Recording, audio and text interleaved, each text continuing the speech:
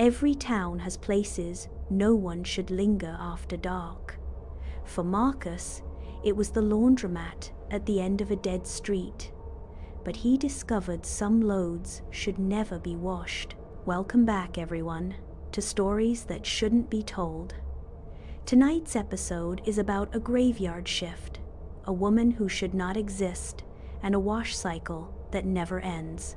But before we begin, make sure to subscribe, like the video, and share it with anyone who loves a good scare. Your support keeps the stories alive. Now, let's begin. Marcus used to work the graveyard shift at a 24-hour laundromat until something happened that still makes him check his locks 3 times before bed. The building sat alone on a dead-end street, surrounded by empty lots and abandoned warehouses.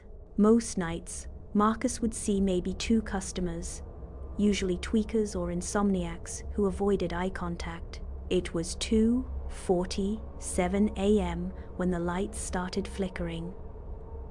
Not unusual in that old building, but then Marcus heard the washing machines in the back row turn on by themselves, all 6 of them, in perfect sequence. He walked over to check and found them running empty cycles, agitating nothing but air and darkness. That's when she walked in.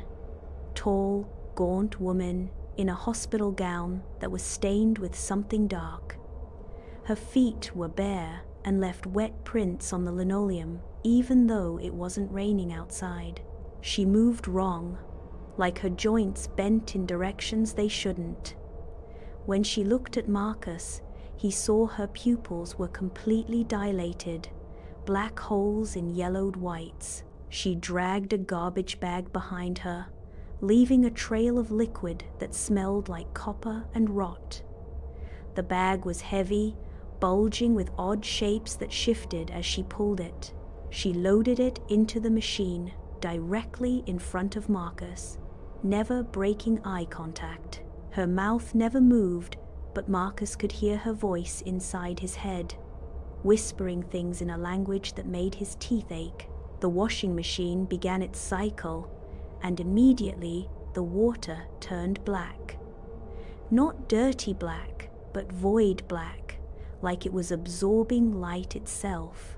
She stood watching it spin, swaying slightly, and Marcus noticed her hospital gown had a name tag: Jane Doe, deceased 3/15/1987. Marcus tried to back away, but his legs wouldn't move. She turned her head toward him, rotating it almost 180 degrees, while her body stayed facing the machine. Her smile revealed teeth that were too sharp, too many, arranged in rows like a shark.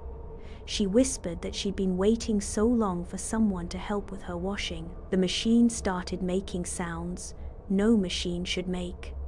Grinding, screaming sounds like metal tearing flesh. The black water began leaking from the edges, pooling on the floor and moving toward Marcus with purpose. Where it touched his shoes, the rubber began dissolving. She reached into the spinning machine with her bare arm, impossibly long fingers fishing around inside. When she pulled her hand out, she was holding something pale and writhing, a face, stretched and distorted, mouth open in a silent scream. She held it up to the light, examining it like a piece of clothing. That's when Marcus realized what was in the bag, what she'd been washing, and why the hospital gown said deceased.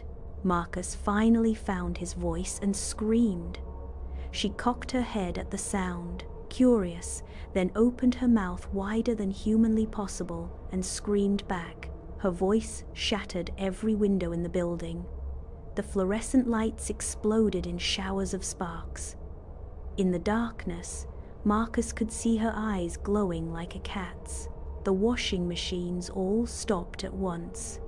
Complete silence except for the drip of that black liquid spreading across the floor.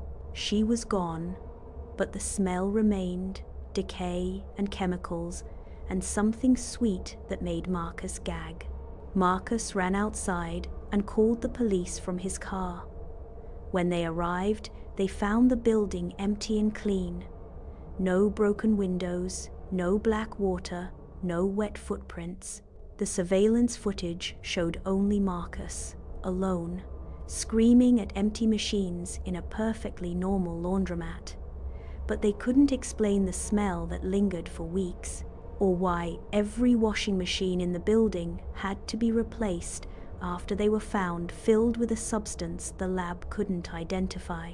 The report said it contained human DNA from at least 12 different people, all reported missing over the past 30 years.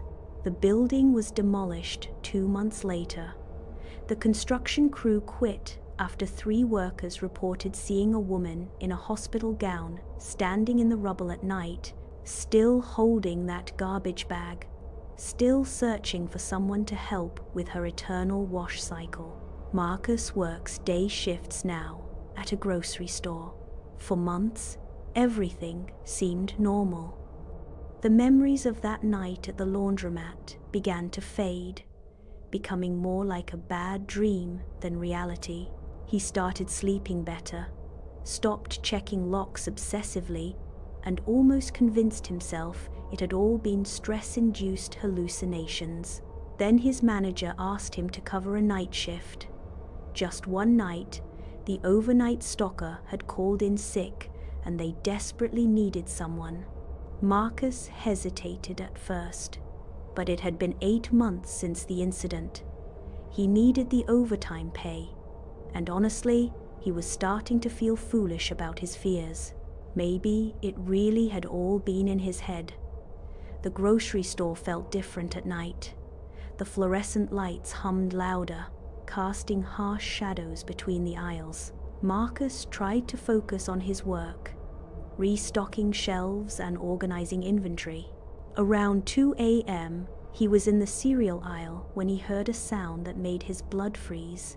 The distinctive rhythm of a washing machine agitator. They kept opening and closing by themselves, but the sensors showed nothing there. That's when he heard it, the unmistakable sound of washing machines running. The sound was coming from the storage room in the back. Marcus grabbed a flashlight and slowly made his way toward the noise, his hands shaking. The storage room was filled with cardboard boxes and cleaning supplies, but in the corner sat an old washing machine that hadn't been there before. It was running an endless cycle, the same black water sloshing behind the glass door.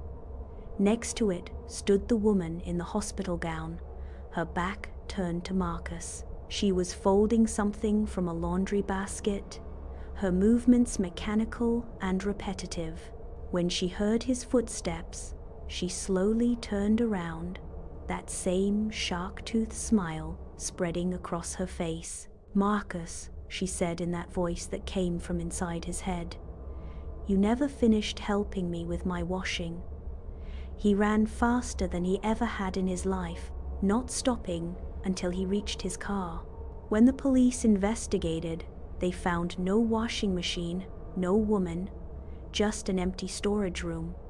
But the floor was soaking wet, and that same copper smell lingered for days. Marcus quit that job the next morning. He moved 3 states away, but even now, sometimes late at night, he hears washing machines running in the distance. And sometimes, when he's doing his own laundry, he catches glimpses of movement in his peripheral vision. A tall figure watching from the shadows, waiting patiently for closing time. The sound of spinning clothes still makes Marcus nauseous. He hand washes everything now and always checks that he's alone before entering any laundromat, because Marcus knows she's still out there somewhere, dragging her bag from place to place, looking for someone foolish enough to work the night shift. And she remembers his name. And that was the end of tonight's story. If you enjoyed it, make sure to like this video, share it with your friends, and subscribe to the channel for more stories that should never be told. And let me know in the comments what kind of horrors you want to hear next. Your support keeps these nightmares alive, and there are many more still waiting in the dark. Until next time, keep the lights on and keep listening.